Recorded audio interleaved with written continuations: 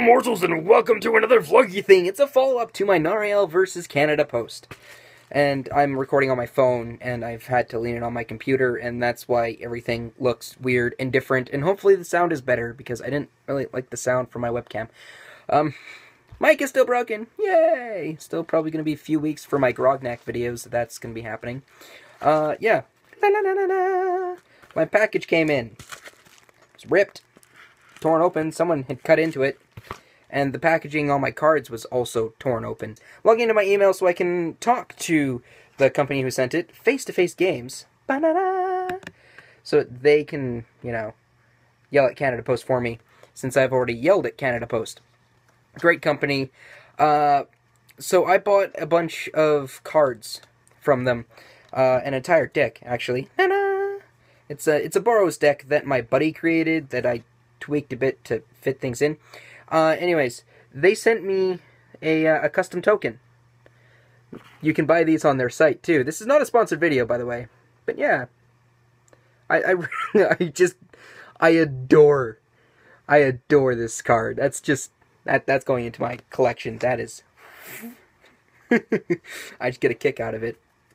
But among the notable cards that I bought, or I'm gonna just destroy and rebuild my control deck. The main card in my control deck is going to be Conjured Currency, where I just noticed that this is mirrored. I don't know if it's going to be mirrored for you, but it's mirrored for me.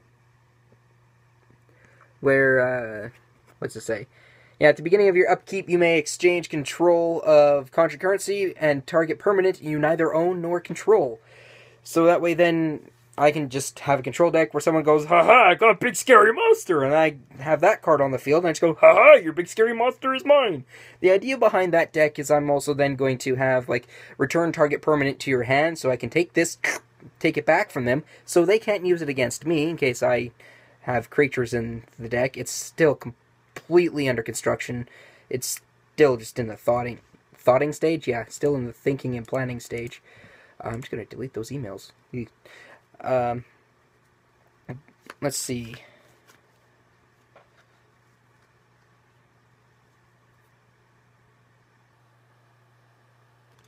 Another card that's really quite evil is Gideon's Avenger, right?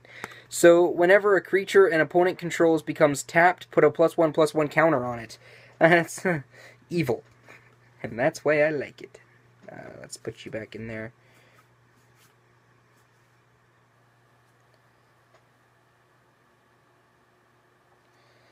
Another notable of the deck is Tajik, Blade of the Legion, or Blade, yeah, Tajik, Blade of the Legion. He's just indestructible, and he's a legendary creature. That's all there is to him.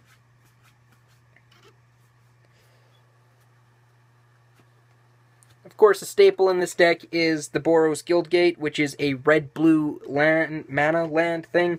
It's slow-moving mana, though, so there's 4 of them in the deck.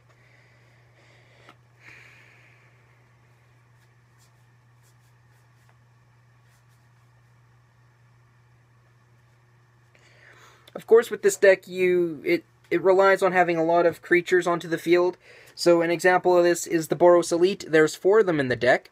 It's a 1-drop, if you can see there, just for 1 white.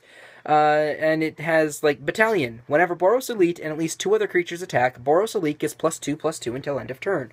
So that's what happens with most of them.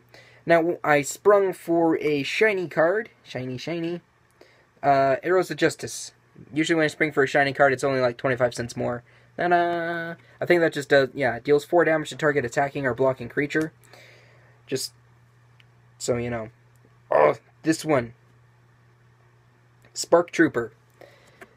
I believe it is a, yeah, it only costs 4 mana to cost. It has Trample, Lifelink, and Haste. Although at the end of your turn, you have to get rid of it. Another card, which was a little bit more expensive because I didn't realize it was a rare, that is Legion Loyalist. Which is a creature card. And it's got Battalion. It's Battalion. Oh, it has Haste and Battalion. It has First Strike and Trample. if it attacks with 2 other creatures. Then there's also the Foundry Champion, which when it enters the battlefield, it deals damage to target creature or player equal to the number of creatures that you control. So this is very much about a creature deck, because it is a red deck, so it clearly is an aggro deck.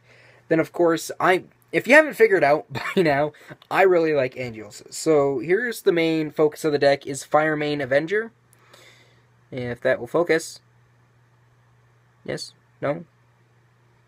Okay. I really like the art too.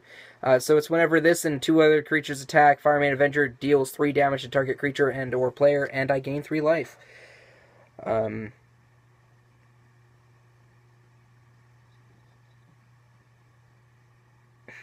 Then here's a great enchantment. Assemble the Legion. At the beginning of your upkeep, you must put a muster counter on Assemble the Legion. Then put a 1/1 red and white soldier creature token with haste onto the battlefield for each muster counter on Assemble the Legion. So there's a lot of decks out there that can't get rid of enchantments, so that's really good to bring out. At least a lot of decks with who I play with. Because, they're shit. Then there's the Hammer of Perforos.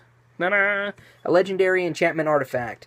Creatures I control have haste, and if I pay some mana and tap it and sacrifice a land, put a 3/3 colorless golem enchantment artifact creature token onto the battlefield.